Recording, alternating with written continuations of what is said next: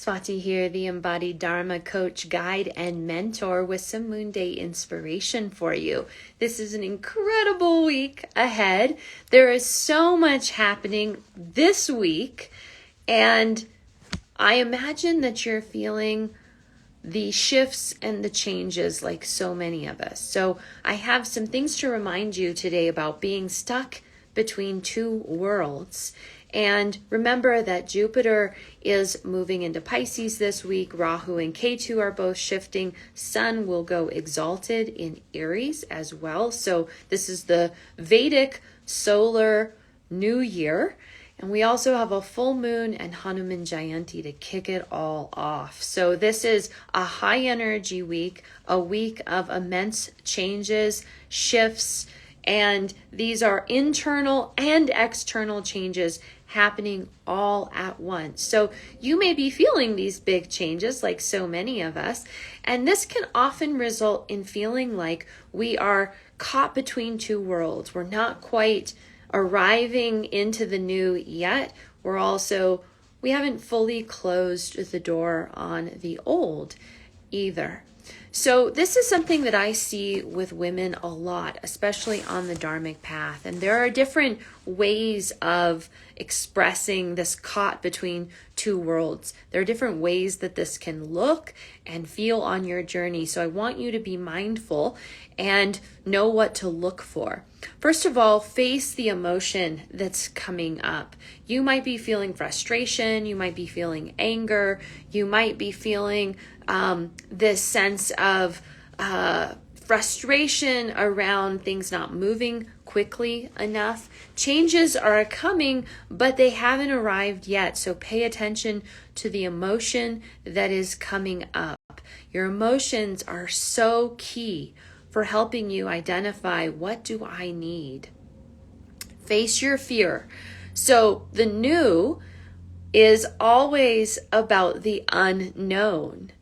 And for many women, this is a fear of the unknown. So if you feel like you're caught between two worlds, now is the time to lean in to your fear and get curious about it. What is your fear telling you?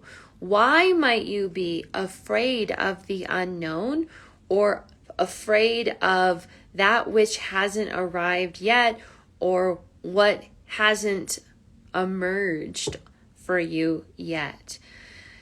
Face the fear, lean in. And if I could just give you one piece of advice, it is consistently face the fear. Not once, not twice, not a couple times, but repeatedly, consistently face your fear, get curious about it. This is your friend, your best friend on your Dharmic path. The next thing to remember is your grief. Do your grief work, face your grief. I know you don't want to hear me say this over and over again, but there is no new without releasing the old. And that means something is being let go of. You are severing, cutting, clearing, deleting, cutting cords on something. The old part of you is not moving forward with you on the path. So there is a loss taking place, and the extent to which you are willing to do your grief work around the losses determines the space that you have to receive the new. So there is no Dharma without grief work. We must be willing to face the parts of ourselves that are experiencing loss, letting go, in order to make space for the new. And this is also about an ego identity shift. So this is my next reminder for you. When you are walking a Dharmic path and when you are caught between two worlds, the old is releasing. You may feel stuck and unable to step forward into the new, but remember, this is about an ego identity shift. The old identity needs to be released in order for you to step into a new sense of self. So who are you moving towards? What are you moving towards? How do you want to feel in your body and your life? What is this new identity you are creating for yourself and your life? Who is she? And this is about your nourishment, your joy, your pleasure, your success, your creativity. So get comfortable with this part of your being, this identity, and get comfortable with the ego identity of success, nourishment, joy, pleasure, all of it, because that's what you are moving towards. Remember, this is about commitment and devotion. These are really the same words. Commitment is a devotion. Devotion is another form of commitment. Are you committed? Are you devoted to your path and your purpose? This transformation that's taking place. When you're caught between two worlds, it's going to take even more commitment and tenacity. Stay focused on what you want and where you're going, and be one-pointed in your action steps, your choices, your behaviors. It's very easy to get sucked into relationships, environments, behaviors that are adharmic or that will keep you in old versions of yourself. So there is a commitment that must take place between you and your soul. This devotion to your path, and that you're ready for more nourishment and you're going to make it happen, and it's your committed right action that gets you there. And my last reminder is about the right action. Right action is action that moves you closer to Dharma. Action steps that move you closer to that which nourishes your soul, that which lights up your soul, that which supports your success, your creativity, your pleasure, being well fed by life. And so right action moves you closer to Dharma, not away from it. I want to invite you to get clear on your action steps, your choices, and the behaviors that move you closer to Dharma. If your action steps are not leading you closer to Dharma, get rid of it.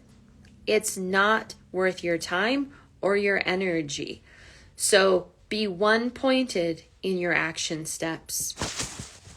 These are my reminders for you if you are caught between two worlds.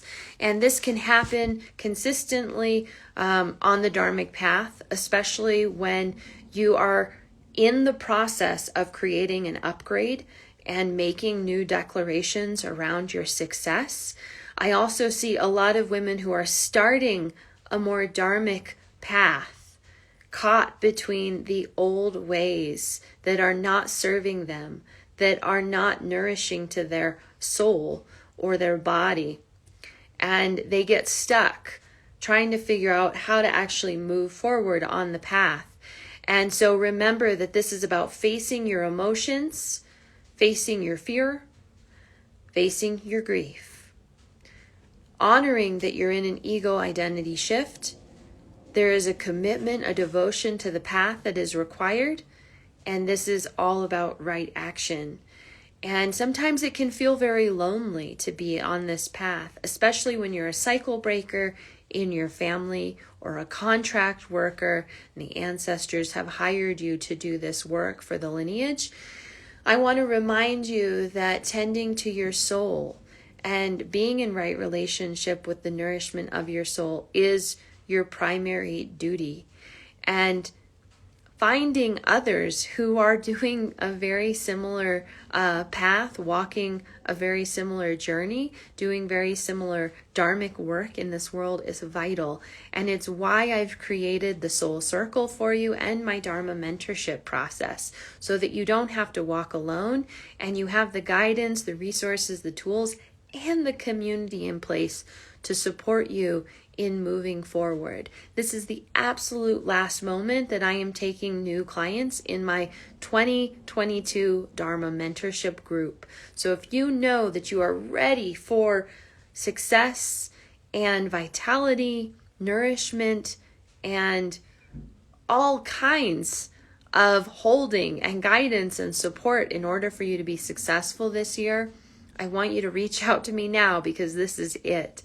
And we only have a couple spots left in my Dharma mentorship group. This is a place for you to get holding, support, guidance, and have a community walking with you as you create your offerings and more nourishment in body and soul, and you move towards that 6-figure goal this year for your business.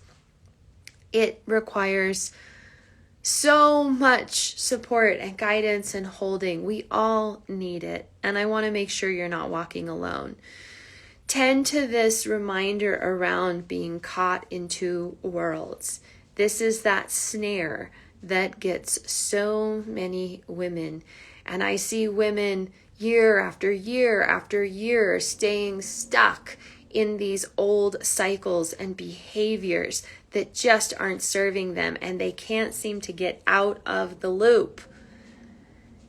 This is where your commitment comes in, but also making sure you have the right people on your team and you're being held and supported along the way. Environment, relationship, and your dhanacharya, your daily routine, will determine your success. That's the bottom line. So if you're not surrounding yourself by other dharmic leaders and people who are moving in a similar direction, it will hinder your success and your growth. So reach out to me if you know you're already ready for more success, you know you need guidance, holding, and support, and you are ready for more this year. Remember, we have some incredible transits on our side supporting us, but you have to be proactive and you have to show up and do the work.